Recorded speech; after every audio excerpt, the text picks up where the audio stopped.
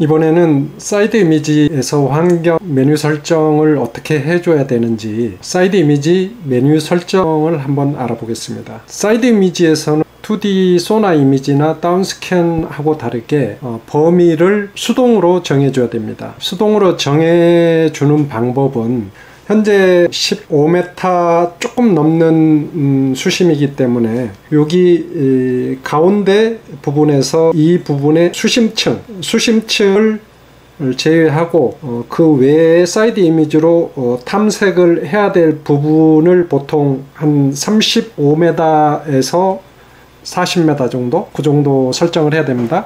그러면 한번 예로 한번 이야기를 해보겠습니다. 수심이 지금 현재는 15m 정도라고 보고 나머지 지금 40m, 45m 정도를 한쪽 항상 사이드 이미지에서 수심 범위라는 거는 한쪽 면을 가지고 이야기하는 겁니다. 이 전체 폭을 가지고 이야기하는 게 아니고 수심층이라는 거는 다운스캔이나 2D 소나 이미지에서 보이듯이 수심을 빼고 그 다음에 내가 한쪽 사이드의 바닥을 탐색해야 될 범위를 정해줘야 됩니다. 보통 어초가 지금 무더기로 이렇게 지금 모아져 있는 어초 무더기 같은 경우 범위가 한 20m 정도로 길게 쭉 뿌려져 있는데 이렇게 되면은 한 20m 정도의 타겟을 보려면 여유추스를 가지고 있어야 되기 때문에 거의 45m 정도 수심이 낮았을 때는 맥시멈 리미트 그 범위가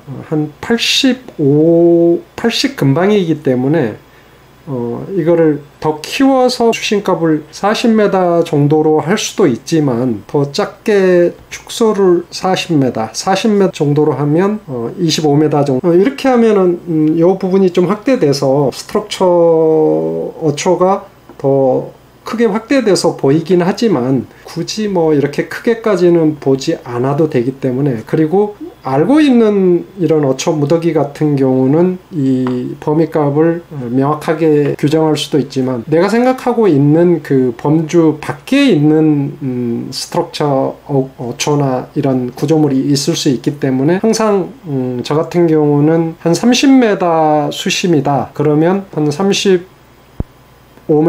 45m 정도를 수심값에 더해줘서 그거를 한쪽 범위로 정해줍니다. 그러면 지금 15m니까 15m인데 그러니까 수심이 낮을수록 넓게 범위를 볼 수 있는 거죠. 바닥을. 그렇지만 항상 그런 데만 가는 게 아니고 우리가 한 60m 정도에 가서 범위를 정해주려면 굉장히 힘들어집니다. 제가 사이드 이미지의 범위 맥시멈 한계값은 거의 80m 정도라고 했잖아요. 그러면은 수심이 60m면 20m 정도밖에 남지 않는 거죠. 그렇게 되면 극도로 정확하게 배를 이렇게 타겟을 정확하게 이렇게 진행하지 않으면 사이드 이미지에서 범위에서 벗어나 버리게 되죠.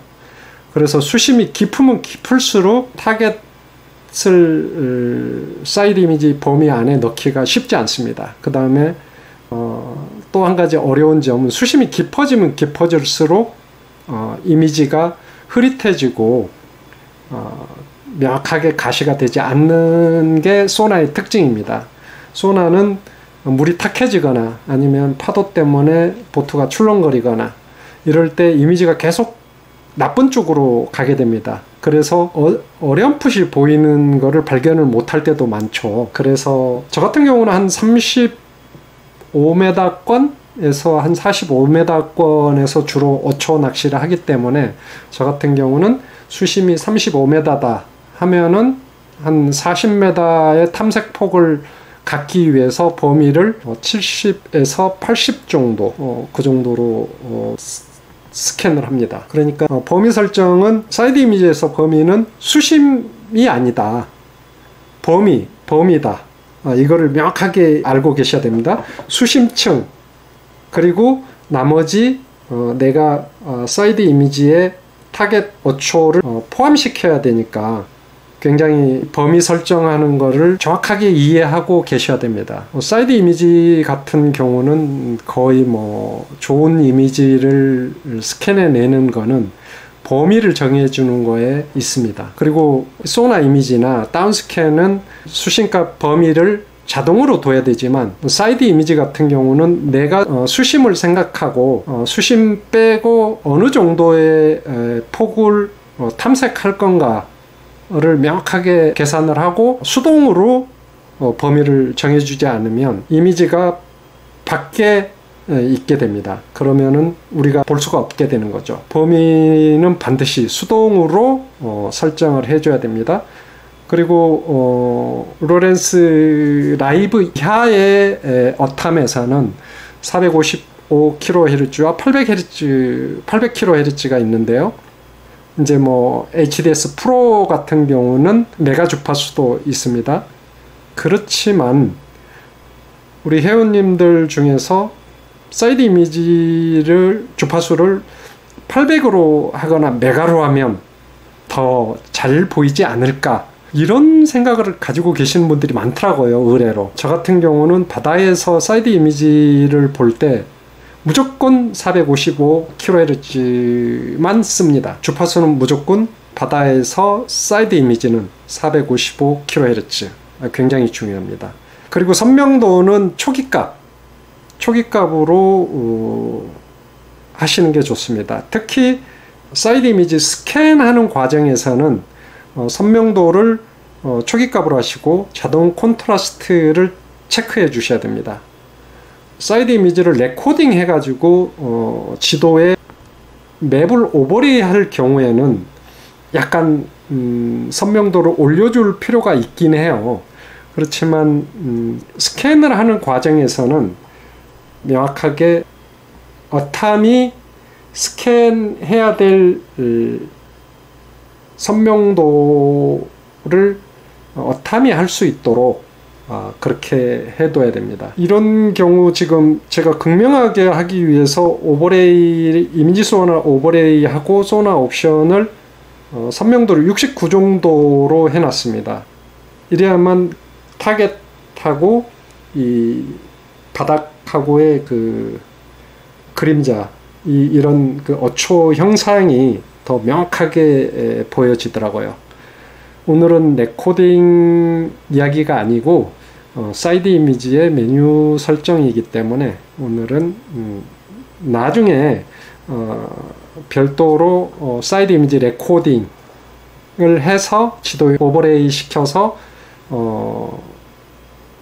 다운샷으로 어초를 공략하는 방법은 별도로 영상을 만들어서 올리도록 하겠습니다. 지금 바탕색이라고 하고 뭐 가민 어탐이나 허밍버드 어탐에서는 이걸 컬러 팔레트라고 하는데 로렌스에서는 바탕색이라고 합니다. 1번에서부터 11번까지 있는데 저 같은 경우는 10번을 주로 사용합니다. 그래야 타겟으로 하는 어초 타겟과 바닥이 극명하게 약간 그림자도 주고 윤곽이 명확해지면서 형상도 살고, 그래서 저는 10번을 주로 사용합니다. 근데 어제 우리 회원님 보트를 타면서 어탐을 좀 이렇게 메뉴를 설정을 해줬는데 이상하게 FS9 같은 경우는 11번으로 설정을 해야 범위 거의 가장자리까지가 잘 타겟 스트럭처가 포착이 되더라고요. 그거는 이제 제가 FX를 사용한 적이 없어서 우리 회원님 어탐을 환경 설정을 해주다가 발견한 건데, FS 사용자들은 11번 팔레트를 추천드립니다. 그리고 11번 팔레트로 설정을 하고 선명도를 약간 증가를 시켜주면 가장자리 부분이 꺼멓게 바닥만 보이다가 선명도를 11번을 선택하고 선명도를 약간 높여주니까 여기서 보이지 않던 어두운 부분에서 스트럭처가 명확하게 이렇게 표출이 되는 것을 확인했습니다. FS 사용자분들은 해볼 수 있는 아주 꿀팁입니다. 그리고 이제 저 같은 경우는 지금 보시는 11번 색하고 10번 색하고 어떤가요? 스트럭처 형상 윤곽이 10번이 더 명확하게 보여지지 않나요? 저 같은 경우는 거의 사이드 이미지 팔레트 이 바탕색은 10번으로 해줍니다. 그리고 고급 옵션에서 2D 소나 이미지나 아니면 다운스캔에서 소나 표층 잡음은 크게 우리가 이 수심층을 보고 고기를 잡는 경우가 극히 드물기 때문에 소나 표층 잡음은 큰 의미가 없습니다. 여기서 이제 사이드 이미지에서도 PC 리빌 옵션이 있는데, 사이드 이미지에서 PC 리빌 기능이 구현이 되기 위해서는 HDS 프로나 HDS 라이브 어탐에 S3100이라는 별도의 소나 모듈을 장착하고 그리고 HD 소나 중에서도 PC 리빌 기능을 지원하는 소나를 장착해야지만이 이 기능이 활성화될 수 있습니다.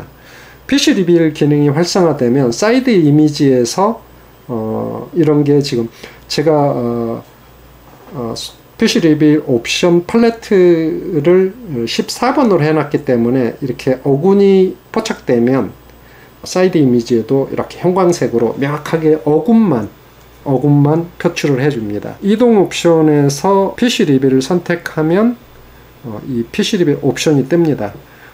PC 리빌 옵션에서 감도 신호 색상, 그 다음에 표층 작업은 중, 감도하고 신호 색상은 기본값이고요. 바탕색은 꼭 14번을 해줘야 이렇게 극명하게 어군이 포착이 되면 형광색으로 이렇게 쫙 극명하게 표출을 해줍니다. 오늘은 사이드 이미지 메뉴 설정에 대해서 말씀드렸는데요. 다음에는 홈 화면에서 처음 어탐을 구입하게 되면 홈 화면에서 설정해야 되는 내용들이 어떤 게 있는지 알아보겠습니다. 감사합니다.